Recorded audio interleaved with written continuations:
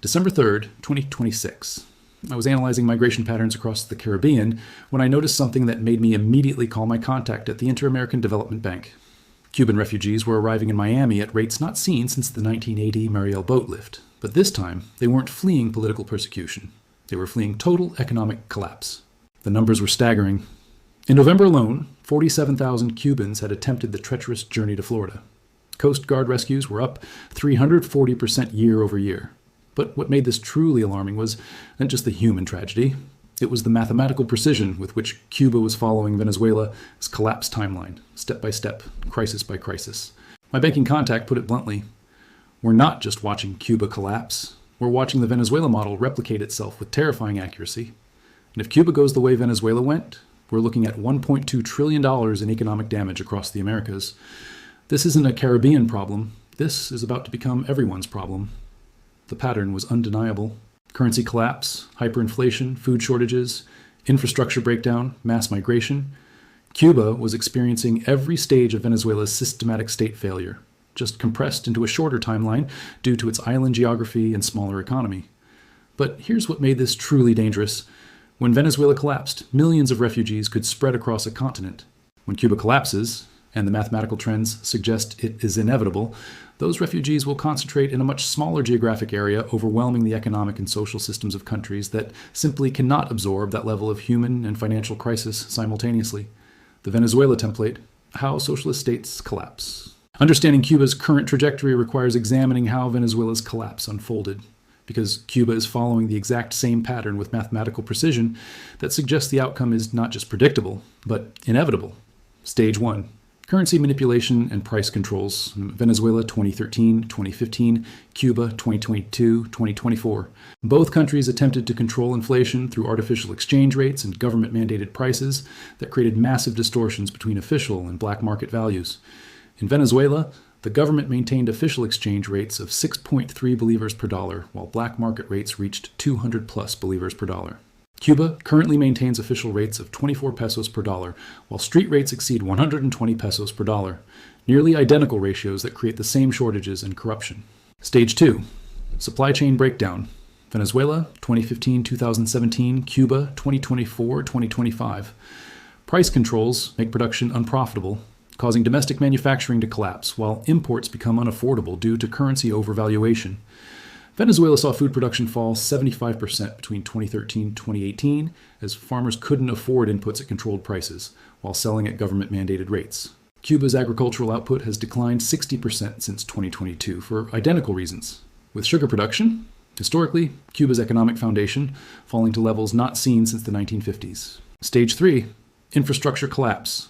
Venezuela 2017-2019, Cuba 2025. Present. Government resources become concentrated on political control rather than infrastructure maintenance, leading to power grid failures, transportation breakdown, and communications disruption. Venezuela's electrical grid failures left millions without power for weeks at a time during 2019-2020.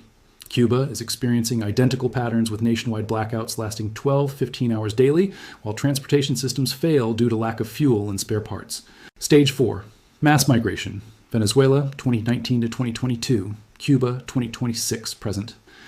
Economic collapse reaches levels where large portions of the population conclude that emigration provides better survival prospects than remaining in the country. Venezuela has lost approximately 7 million people, 25% of its population between 2015 and 2022. Cuba, with 11.3 million people, is beginning to experience similar migration pressures that could result in 2 to 3 million refugees over the next 18 months if current trends continue. Stage 5. State fragmentation. Venezuela 2022 present. Cuba approaching. Central government control breaks down in outlying regions as local authorities focus on survival rather than implementing national policies. Venezuela's government effectively controls Caracas and major cities, while rural areas operate under local strongmen or criminal organizations. Cuba hasn't reached this stage yet, but food riots in Santiago and Holguin provinces suggest similar fragmentation could begin within months. Cuba's accelerated timeline. Why it's happening faster.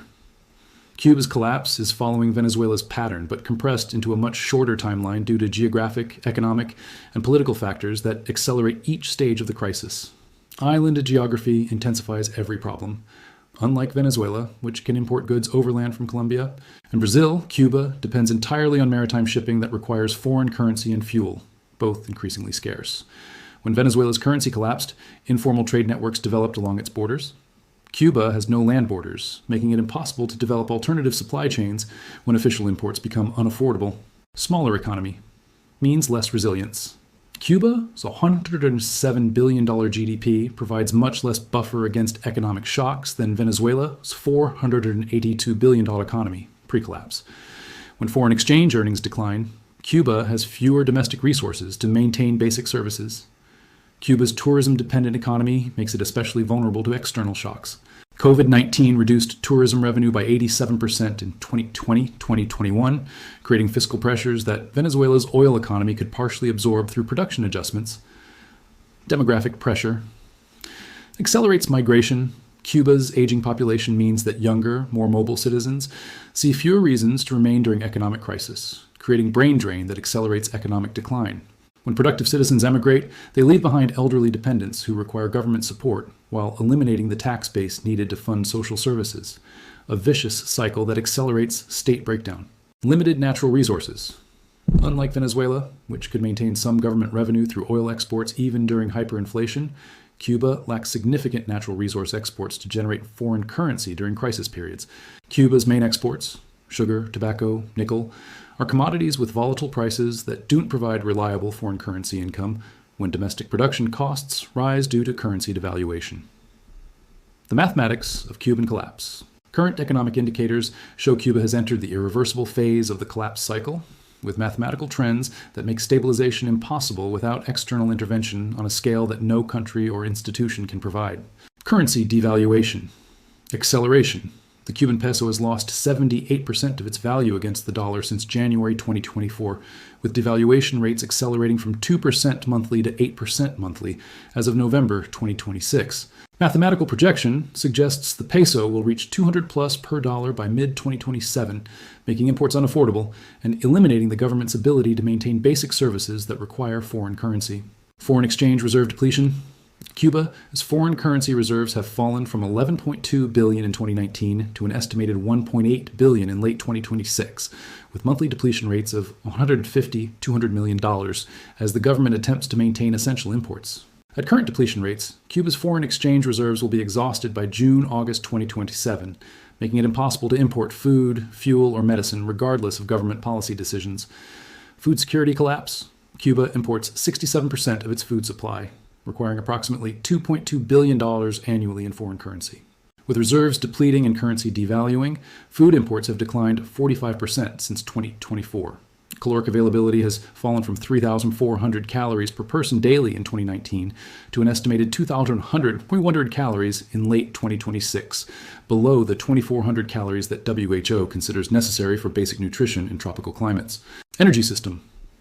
Breakdown. Cuba requires 40,000 barrels per day of imported fuel to maintain electrical generation, but can currently afford only 18,000 barrels per day at market prices with available foreign currency. Power generation has fallen 60% since peak capacity, with nationwide blackouts extending 12–15 hours daily and showing no signs of improvement as fuel availability continues declining with reserve depletion. The $1.2 trillion continental impact. Cuba's collapse won't remain contained to the island. It will trigger cascading economic and social crises throughout the Americas that could generate $1.2 trillion in economic damage across multiple countries and sectors. Migration tsunami to Florida.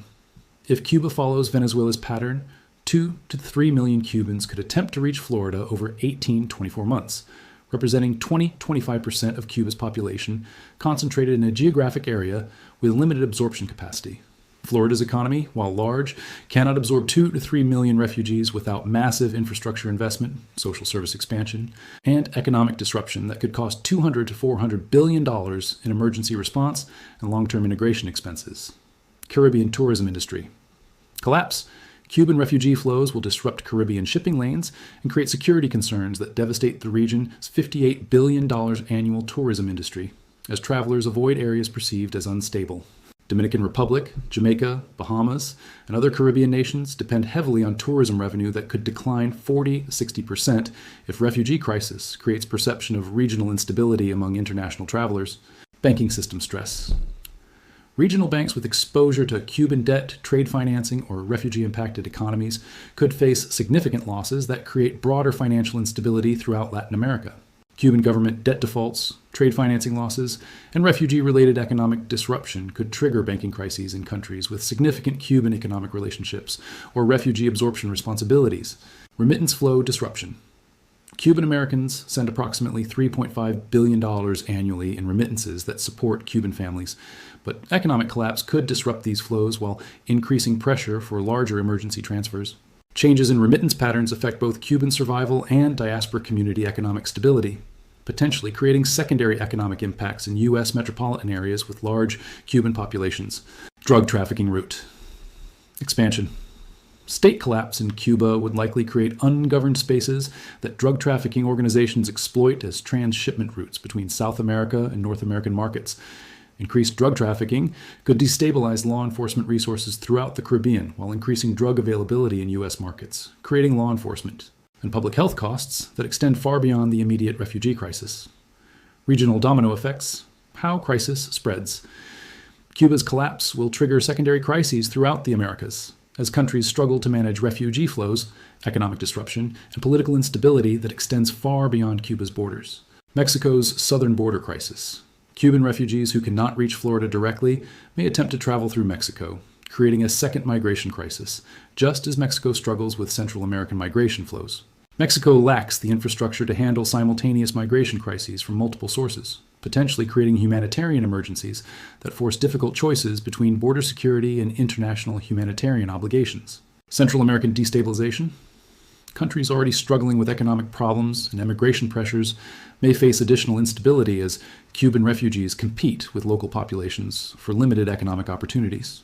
Guatemala, Honduras, and El Salvador are ill-equipped to handle additional migration pressures that could exacerbate existing poverty and governance challenges that drive their own citizens to emigrate northward. Colombian economic pressure. Colombia, which absorbed the largest number of Venezuelan refugees, 2.9 million, may face pressure to accept Cuban refugees despite already straining social services and economic infrastructure.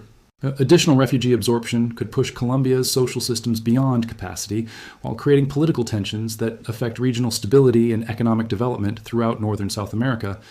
U.S. immigration policy.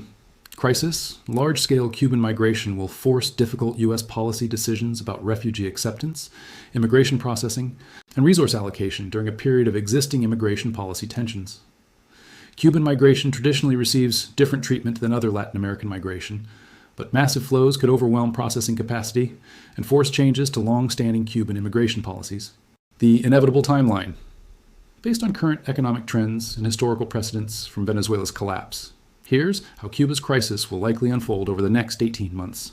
Q1 2027, food and fuel crisis. Intensification. Foreign exchange reserves approach depletion while food imports decline another 30 to 40%. Creating widespread malnutrition and civil unrest that the government struggles to control. Power outages extend to 18-20 hours daily as fuel imports become unaffordable, making economic activity impossible, while increasing popular pressure for political change. Q2 2027, mass migration acceleration. Monthly refugee outflows reach 50,000, 75,000 people as economic conditions become unsurvivable for large portions of the population. U.S. Coast Guard interdictions increase dramatically, while makeshift refugee vessels create humanitarian crises that force emergency government responses in multiple countries. Q3 2027, state control breakdown. Cuban government loses effective control over eastern provinces as local authorities prioritize survival over implementing national policies. Food riots and infrastructure breakdown accelerate emigration while making it increasingly difficult for the central government to maintain basic state functions outside Havana. Q4 2027, regional crisis, peak. Cuban refugee flows overwhelm regional absorption capacity while creating secondary crises in receiving countries that spread economic and political instability throughout the Caribbean and Central America. International intervention becomes necessary to prevent humanitarian catastrophe, but coordination challenges and resource limitations make effective response extremely difficult. Preparing for the inevitable. The mathematical trends driving Cuba's collapse are irreversible, making preparation for regional crisis more important than attempts to prevent Cuban state failure that current economic conditions make impossible. For regional governments, countries throughout the Americas should develop contingency plans for large-scale refugee absorption, economic disruption, and security challenges that Cuban collapse will create. This includes expanding refugee processing capacity, strengthening social service systems, and developing international coordination mechanisms for crisis response that prevents any single country from bearing disproportionate costs. For international institutions, the Inter-American Development Bank, Organization of American States, and United Nations should prepare emergency financing mechanisms and humanitarian response capabilities for a crisis that will affect multiple countries simultaneously. Cuban collapse will require coordinated international response that exceeds the capacity of any single institution or country, making advanced preparation essential for effective crisis management. For private sector, companies with operations throughout the Americas should assess their vulnerability to refugee flows, economic disruption, and political instability that Cuban collapse could create. This includes evaluating supply chain resilience, workforce planning, and market access strategies that account for potential disruption in multiple countries affected by refugee flows and economic instability. For individual preparation, people living in areas likely to be affected by Cuban refugee flows should understand how large-scale migration could affect local housing markets, labor competition, and social service availability. This doesn't require anti-refugee sentiment, but rather realistic planning for how communities can successfully integrate large numbers of new residents while maintaining social cohesion and economic opportunity. The Cuba collapse is not a possibility. It is a mathematical certainty based on current economic trends and historical precedents. The Venezuelan template provides a clear roadmap for how socialist economic policies lead inevitably to state breakdown and mass migration.